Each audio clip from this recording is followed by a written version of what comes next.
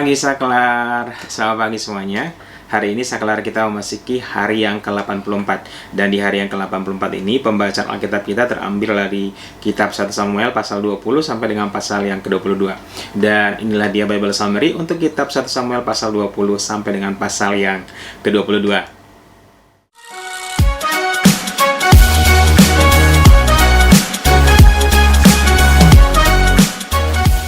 Pada kitab 1 Samuel pasal 20 dengan judul perikop perjanjian antara Daud dan Yonatan. Pada perikop ini diceritakan bagaimana Daud melarikan diri dari Nayot kemudian bertemu dengan Yonatan. Setelah bertemu dengan Yonatan, Daud ini menceritakan bahwa Saul ayahnya Yonatan ini ingin membunuhnya. Tapi Yonatan ini tidak percaya dan mengatakan, "Masakan ayahku ingin membunuhmu tanpa memberitahukannya kepadaku, karena segala sesuatu yang ada dalam hati ayahku selalu diberitahukannya kepadaku."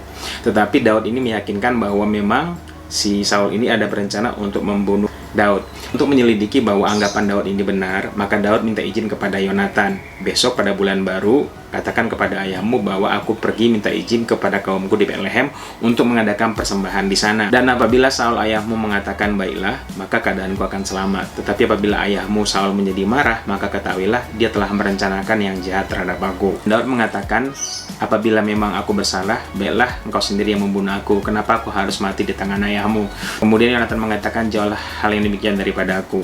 Dan pada kesempatan ini, Daud dan Yonatan mengikat kembali perjanjian mereka lebih erat lagi, karena Yonatan ini sangat mengasihi Daud seperti mengasihi dirinya sendiri. Dan Yonatan mengatakan bahwa pada garis keturunan Daud tidak akan hilang garis keturunan daripada Yonatan. Kemudian Yonatan ini memberikan ide, apabila besok didapati bahwa ternyata ayahnya memang merencanakan hal yang jahat terhadap Daud, maka Yonatan akan memberitahukannya ke padang. Dengan cara, Yonatan akan membawa satu orang bujangnya, kemudian memanahkan anak panah seolah-olah dia sedang membidik sesuatu. Kemudian apabila Yonatan berteriak kepada bujangnya ini, "Carilah lebih kemari," itu artinya Daud selamat. Tetapi apabila Yonatan ini mengatakan, "Carilah lebih ke sana," itu artinya memang ada bahaya, Daud harus pergi meninggalkan tempat itu. Dan pada besok harinya ketika bulan baru, ketika Raja Saul bersama Yonatan dan Abner panglimanya makan, si Raja Saul ini tidak melihat bahwa Daud ada di sana, tetapi mengabaikannya karena dia berpikir mungkin saja si Daud ini sedang tidak tahir. Tetapi pada keesokan harinya, pada hari kedua, ternyata Daud tidak datang juga. Oleh karena itu, Saul bertanya kepada Yonatan, "Di manakah Daud anak Isai itu?" Kemudian Yonatan berkata kepada Saul bahwa Daud ini minta izin karena Daud dan pada kaum keluarganya sedang mengadakan persembahan di Bethlehem, di tempatnya. Dan hal ini membuat Saul menjadi marah dan mengatakan, "Dasar Yonatan ini anak sundal, engkau menjadi cemar bagi ibumu. Selama si Daud anak Isai ini masih hidup, maka kerajaan tidak akan ada kokoh padamu."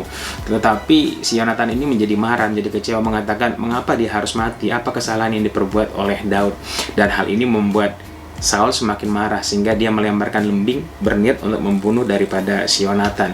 Dan Yonatan ini akhirnya pergi daripada ruang perjamuan itu dengan hati yang sangat kesal dan juga sedih. Selama hari itu Yonatan sama sekali tidak makan. Kemudian dia mengajak satu orang budak kecil untuk pergi ke padang dan melakukan seperti apa yang telah dijanjikannya kepada Daud. Ia memanahkan anak panah ke sebuah tempat, kemudian dia berteriak kepada bujangnya ini, kepada budaknya ini, "Ambillah lebih ke sana." Dan setelah itu maka pergilah budaknya itu untuk mengambil anak panah tersebut. Kemudian keluarlah Daud daripada balik batu, kemudian sambil menyembah Yonatan 3 kali, kemudian mereka berpelukan dan bertangis-tangisan dan kembali mengikatkan janji di antara mereka. Kemudian kita lanjutkan di pasal 21 dengan judul perikop Daud di Nob. Pada perikop ini diceritakan bahwa Daud akhirnya sampai ke Nob kepada imam Allah bernama Ahimelek. Sesampainya di Ahimelek ini melihat Daud dan bertanya dengan gusar, "Ada apa? Kenapa datang sendiri?" Kemudian Daud mengatakan bahwa ada tugas raja yang diperintahkan kepadanya sehingga dia sangat terburu-buru dan tidak boleh diketahui oleh orang banyak. Kemudian Daud ini meminta kepada Ahimelek apakah ada roti, tapi Ahimelek mengatakan bahwa di tempat itu lagi tidak ada roti. Tetapi kalau misalnya Daud ini dan orang-orang yang bersama-sama dengan dia dalam keadaan kudus, tidak berhubungan dengan perempuan, maka Daud ini diperbolehkan untuk memakan roti kudus yang ada di kemah tersebut. Dan Daud mengatakan bahwa dia dan beserta dengan orang-orangnya itu kalau memang ada tugas perang memang tidak boleh berhubungan dengan wanita. Oleh karena itu Daud ini berhak atau boleh untuk memakan roti yang kudus yang ada di tempat itu. Kemudian Daud juga bertanya apakah di situ ada pedang. Kemudian Ahimelek mengatakan bahwa tidak ada pedang yang lain kecuali pedang Goliat yang pernah dikalahkan oleh Daud di lembah Tarbantin. Karena itu, karena tidak ada pilihan, Daud akhirnya mengambil pedang tersebut dan pergi daripada tempat itu. Kemudian masih di pasal 21 dengan judul perikop Daud di Gad.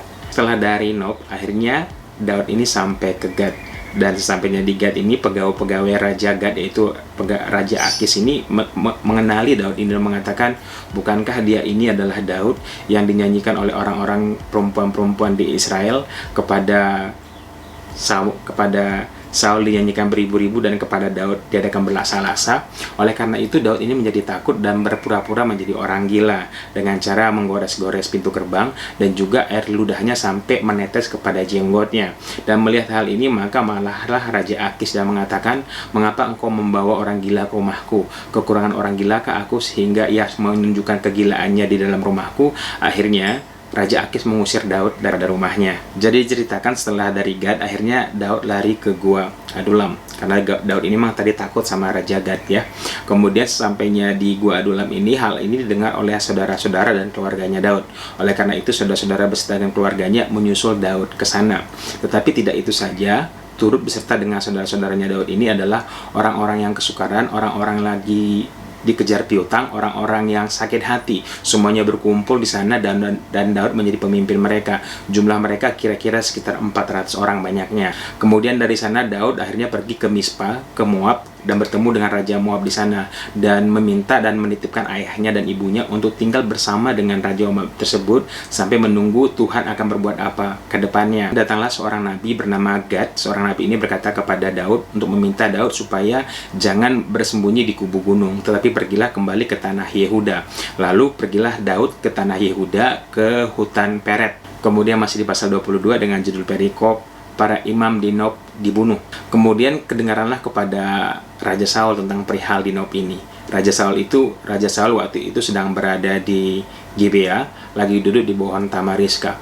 Kemudian Raja Saul ini berkata kepada orang-orang Benyamin, "Hai orang-orang Benyamin, apakah Daud anak Isai itu telah memberikanmu kebun anggur, mengangkatmu menjadi kepala pasukan 100 dan kepala pasukan 1000, sehingga engkau bersekutu melawan aku, bahkan engkau bersekutu dengan tidak mengatakan bahwa anakku mengikat diri dengan anak Isai itu?" Dan ketika mendengar ini, Doeg yang menyaksikan waktu Daud datang untuk bertemu dengan imam itu menceritakan segala sesuatu yang terjadi di Nob.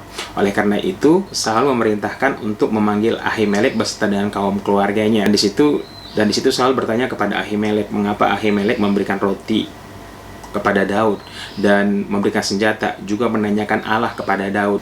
Apakah Ahimelek bermaksud untuk bersekutu dengan Daud untuk melawan Raja Saul? Kemudian di sini Imam Ahimelek menceritakan bahwa tidak ada niat seperti itu dan tidak ada dan semuanya terjadi karena memang Daud menceritakan kepada Ahimelek bahwa itu adalah misi rahasia daripada raja sendiri. Dan lagi pula di antara pegawai-pegawai Saul tidak ada yang paling dipercaya dan tidak ada yang paling termasyhur daripada Daud sendiri. Tapi hal ini tidak didengar oleh Saul. Akhirnya dia menyuruh tentaranya yang berdiri di dekatnya untuk membunuh Ahimelek. Tetapi orang-orang di sana tidak ada yang berani karena memang Ahimelek ini imamnya Tuhan. Oleh karena itu Raja Saul menyuruh Doeg untuk memarang imam beserta keluarganya. Kemudian Doeg ini mengambil pedang dan membunuh para imam beserta keluarganya. Jumlahnya mereka ada sekitar 85 orang yang menggunakan kain linen. Dan tidak itu saja, Raja Saul juga membunuh orang-orang yang ada di Nob, semuanya dibinasakan termasuk ternak-ternak mereka. Tetapi daripada keluarga Ahimelek ini ada satu orang anaknya yang luput bernama Abiatar. Abiatar ini melarikan diri dan bergabung dengan Daud.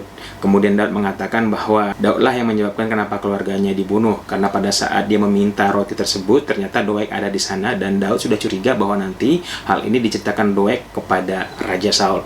Oleh karena itu Daud meminta supaya Abiatar mengikut dia dan menjamin nyawa Abiatar sendiri dengan nyawanya Daud. So itulah dia Bible Summary untuk kitab 1 Samuel pasal yang ke-20 sampai dengan pasal yang ke-22. Dan sekarang waktunya kita masuk ke dalam renungan kita hari ini pada video berikutnya.